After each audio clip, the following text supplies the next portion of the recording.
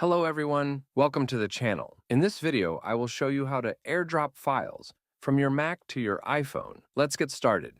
Go to your iPhone and open the Control Center by swiping down from the top right corner of the screen. In the Control Center, find the group of icons in the middle where Wi-Fi and Bluetooth are located, and press and hold that section.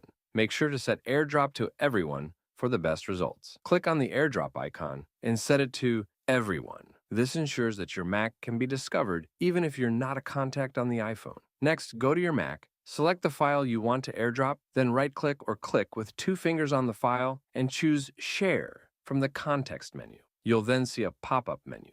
Select AirDrop from the options. Your iPhone should appear in the list. Simply click on your iPhone and the file will be sent via AirDrop. It's that simple. If the device doesn't appear, make sure that both Wi-Fi and Bluetooth are turned on. If the problem persists, try restarting both your Mac and iPhone. Then, as you can see on my phone, it will say AirDrop complete, and you can find the files in the Files app on your iPhone. And that's how you can easily AirDrop from your Mac to your iPhone. If you found this video helpful, don't forget to subscribe to the channel. See you in the next video.